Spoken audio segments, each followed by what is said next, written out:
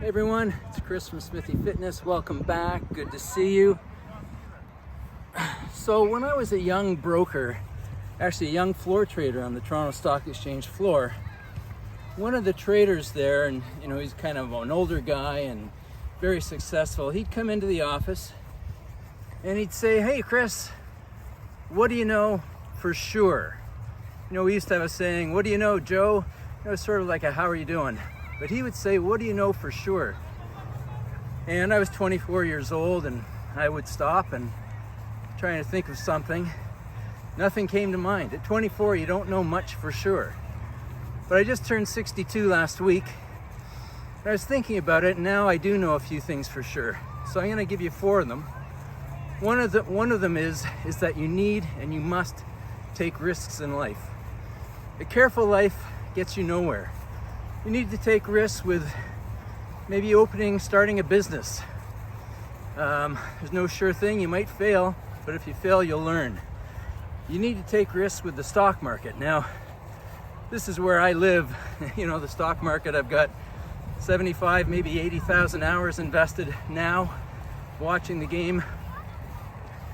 And believe me, there are no sure things in the market. I've had things as close as possible to a sure thing that don't work out because some freaky thing happens. Plane flies into a building, a virus turns everything upside down in the world. But I do know that in the long run, you will make money with the stock market as long as you learn and seek out knowledge along the way. You also need to take risks with your love life. Again, you're not going to meet anybody sitting downstairs playing video games or watching TV or watching sports on TV. You got to get out there and live.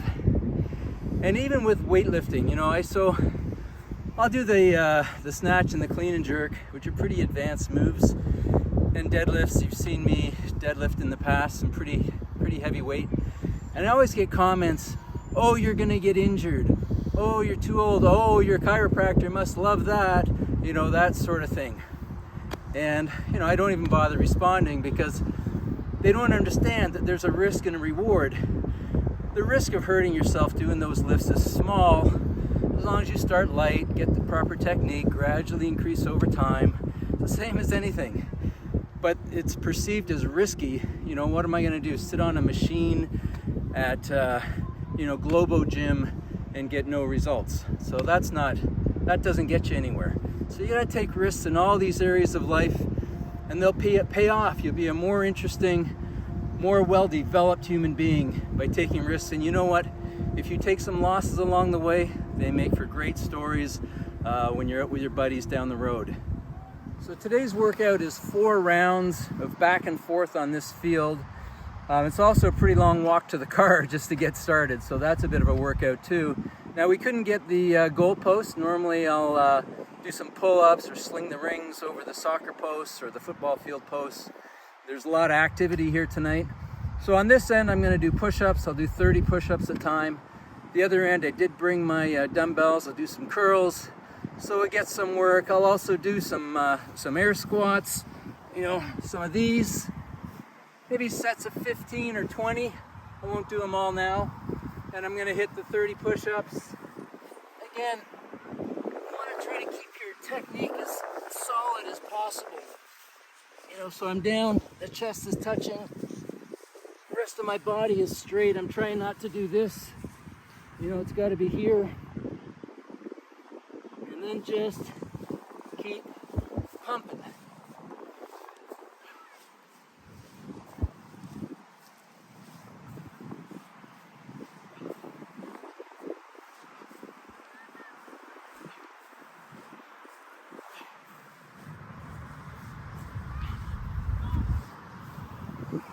So this workout I'm going to spend half the time walking backwards. And walking backwards really helps if you've got sore hips or sore knees or sore ankles. There's something about the backwards walking that still gets blood into the injured area but doesn't stress it, or it stresses it from a different angle, which seems to promote healing. So I really recommend it. It's helped me a lot. I had a sore hip earlier even just a few weeks ago, and the backward walking makes a huge difference. And the frontward walking, if I ignore it, especially with the heavy bells, it will injure it more. So half the workout today is the backward walking. So thing number 2 I know for sure is that you should pay attention to your fashion and make it a high priority. You want to be the best appropriately dressed person in every room you enter. Okay, so whether it's the gym or whether it's a business meeting or something, just out in the world on a Saturday, we kind of want to stay away from the flip-flops and the cutoff shirts or the tank tops, unless you're at the beach. Otherwise, you want to be dressed as a responsible adult, and hopefully an adult who's got some fashion sense, maybe an edge, depending on how your personality lays. So for me, I actually hired someone to help me because shopping's such a pain in the ass. But I did it for years and years, and I took the time. I'd go try things on, check out the different colors.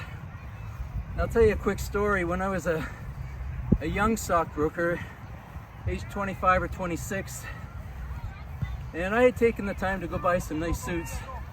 Didn't cost a lot, but I got them. Whew. I got them altered properly, and I had 2 suits. And I had them for about a year.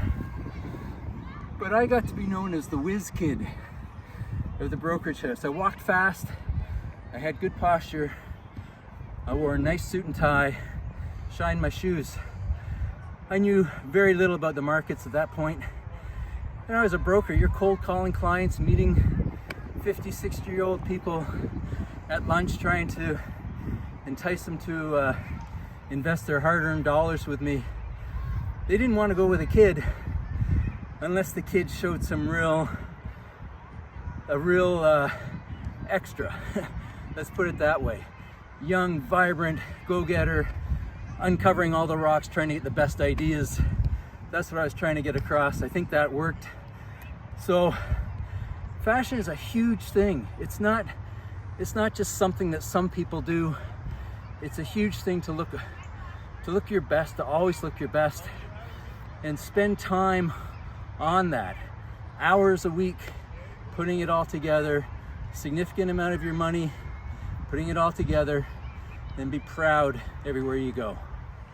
And the third thing I know for sure is that you need to eat a lot of meat. Now I know that's a bit controversial, and sorry about that. And listen, I was vegan for the whole decade of my 30s and into my early 40s, and kind of wasted a good part of my lifting life by not being optimally nutritional, if that's a term. But we are the apex predator in the world, okay? We are the lions in the world. We eat the animals that eat the grass. We eat the animals that eat the vegetation. And there's something about animal protein that will build your muscles far faster than any pea protein or soy protein. In fact, those are quite damaging. So the third thing I know for sure is that you need to eat meat, and you could actually add to eat less vegetables and less fruit. Again, controversial, I know, but they get converted into sugar in your body, and basically that's where all the disease comes from, is the extra sugar in the system.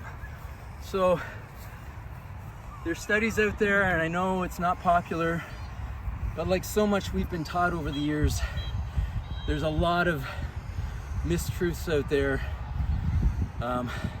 Do your own work on it, but let me just say, eating meat will add to your muscles far faster than not eating meat. Having muscles in your life will add to everything, and we'll talk about that in lesson number 4, or the 4th thing I know for sure. All right, let's do a few air squats. So I'm gonna do 20, get a wide stance.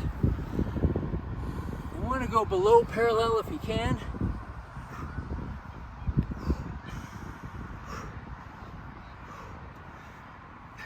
Stand right up. Try not to tip over on your toes. Just stay straight.